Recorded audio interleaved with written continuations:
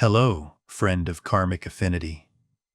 Have you ever suddenly paused amidst the rushing current of life and secretly felt as if your true life has not yet truly begun? We often live in a strange state of procrastination. We tell ourselves that leisure and peace are waiting for us somewhere ahead, in the next vacation, when these projects end, when the children are fully settled, or simply at some truly free moment in the future. Unintentionally, we have turned the days we are living, our most precious years, into a temporary waiting room to wait for a happiness that is yet to take shape. In the wisdom of the Buddha, suffering is not only visible pain, it is the silent resistance against the present to chase a phantom named another time. We are preoccupied with seeking stillness in some distant place, forgetting that our souls are withering in this very moment. But dear friend, slow down for a moment to ask, what if peace does not lie in the moment you are frantically chasing, but is actually hidden within the very moments you are trying to escape? Tonight, I invite you to step out of the waiting room of the mind to recognize the life pulsating right here. We will together explore the journey of return, where peace is no longer a destination, but a way of living. Living in a pre-programmed state, nameless stress. Try observing an ordinary day of yours through the eyes of an outsider. Is it true that sometimes you are sitting at a family meal, but your mind is busy with snippets of news on a phone screen? You are walking on a familiar path, but in reality, you are tirelessly arguing with someone from the past right inside your head. We frequently live like a pre-programmed machine, a state of distracted living that we mistake for multitasking and efficiency. But the price to pay for that efficiency is silent and incredibly expensive. It is a nameless stress accumulating deep within the body over the years. You feel a crumbling exhaustion, the kind of fatigue that no amount of sleep or rest on the softest mattress can heal. In Buddhist wisdom, this is the state of restlessness, udhaka, when the consciousness is like a monkey swinging through branches, constantly agitated and never finding a stopping point. Your body may be sitting still, but inside, every cell is in a running posture. When the mind is not in the body, your physical self is never truly in rhythm with the earth to recover. We are consuming our own vital essence, even as we believe we are being most productive. Busyness is not ambition. It is avoidance. Try contemplating this. Why do we often feel restless when there is nothing to do, or when the surrounding space suddenly becomes silent? The world outside always glorifies hustle and turns it into a symbol of ambition and dedication. However, looking deeply with the wisdom of mindfulness, we see a somewhat naked truth. Busyness is sometimes just a sophisticated mask for us to avoid conversing with ourselves. We tirelessly fill time with nameless tasks and frantic plans because, in reality, we fear silence. Because in that silence, the echoes of pain, unhealed fragments, or long-hidden loneliness will rise and demand to be recognized. We choose to do so much just so we don't have to feel so deep. We turn ourselves into slaves of productivity to avoid facing the emptiness in our souls. The Buddha taught that blind busyness only leads us further away from our true nature. When you do not dare to stop, it means you are fleeing your own inner home. Do not let life pass by in a meaningless chase, because you know busyness often hides fear, not ambition. Only when you have the courage to stop do you truly begin to live. In the Dharma, no task is trivial.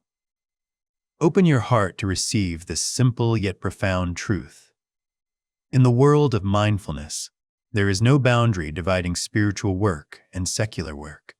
We often mistake that peace can only be found while sitting still on a meditation cushion or within the silent tolling of a temple bell.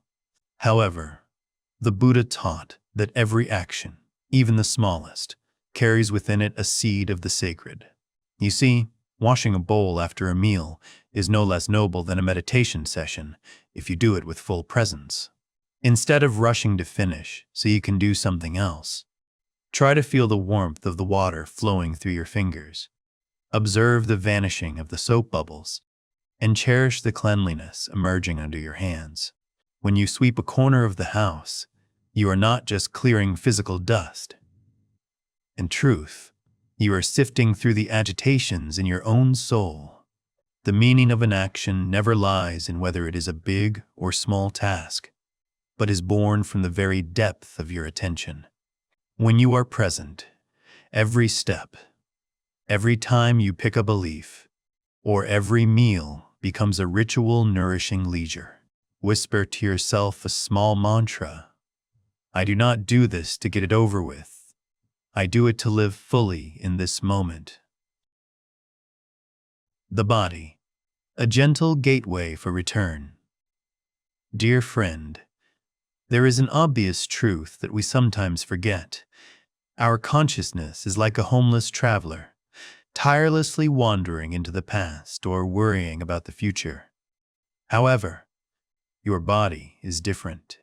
The body is a loyal resident of the present. It has never left this moment for even a split second. In the teachings of mindfulness, the Buddha always taught us to start the journey of return from our very own bodies. Why? Because the wandering streams of thought are like a fire. They need your distraction as fuel to keep burning. When you actively bring your attention back to feel the weight of your feet on the ground, the warmth of a teacup in your palms, or the coolness of water touching your skin, you are gently cutting off the supply for those anxieties. Thoughts do not vanish because you chase or punish them. They will fall silent on their own when you choose to stay with the authentic sensations of the body. The body is the most steadfast anchor, the gentlest gateway for you to return home right now, without the need for a single ounce of forced effort. Presence does not mean slowing down life's progress. There is a silent prejudice hindering us from mindfulness. The fear that if we slow down, we will be left behind by the world. We have spent our lives racing against deadlines and goals, and unintentionally assumed that full presence is an expression of laziness or lack of will. However, try observing a musical instrument. If the string is pulled too tight, it will snap. If it is too loose, it cannot produce a sound. This is the philosophy of the middle way taught by the Buddha. Presence is not about slowing down the progress of your life, but about removing unnecessary friction from stress and anxiety. When you act with a still mind, you will realize you make wiser decisions, act more precisely, and no longer waste energy fixing mistakes caused by haste. Living mindfully is not about giving up. It is about learning to walk through life with steadfast feet and a sharp intellect. You are not slowing down. You are simply moving forward with a completely different quality. A true efficiency born from inner silence. Letting go of the productive person identity. Try to reflect quietly. Have you ever asked yourself, who am I if I am no longer working? We have spent most of our lives building an identity called the productive person. We mistake our value as being tied to the results we create, the responsibilities we fulfill, or the recognition from society. Consequently, when time and age force us to slow down, we suddenly feel our hearts waver. An invisible fear invades the mind, because we mistake that when we are no longer as useful as before, we seem to no longer have value. In the wisdom of the Buddha, this is a sophisticated trap of the ego. You are not a machine that needs to operate constantly to prove the right to exist. Your value is not a fluctuating number based on what you produce, but a wholeness that is inherent even when you are simply being. True sufficiency does not come from filling a to-do list, but from the recognition that your presence, your breath, right now, is already a wonderful gift to the world. Letting go of the productive person. Identity is not about becoming lazy, but about returning to being a free human being. Tonight, before closing your eyes, try asking your heart the most honest question. If I achieved nothing at all today, would I still see myself as worthy of respect and love? Dear friend, as we prepare to close this conversation, I invite you to take a deep breath and feel the silence softly spreading, enveloping the space around you. We often mistake mindfulness as a supreme technique or a difficult exercise intended only for monastics. However, Buddhist wisdom reminds us, mindfulness is the breath of life. It is how you cherish every minute you are still present in this world. You do not need to carry out a great revolution, nor do you need to leave behind daily worries to find peace in some distant place. True peace is not a reward waiting for you at the end of the day, after you have exhausted yourself fulfilling every responsibility. It is a cool stream always flowing right in the midst of agitations, just waiting for you to stop to feel it. Do not wait until everything is settled to allow yourself to rest. Just one mindful breath right now, one gentle touch of the water while washing dishes, or one tolerant gaze for yourself. That is enough for the Dharma door to manifest right in the middle of ordinary life. Let every small action from now on become a ritual of presence.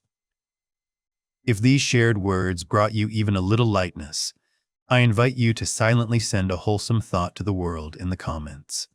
May you always find the flower of peace blooming right upon the footsteps you are taking. Goodbye, and see you in mindfulness.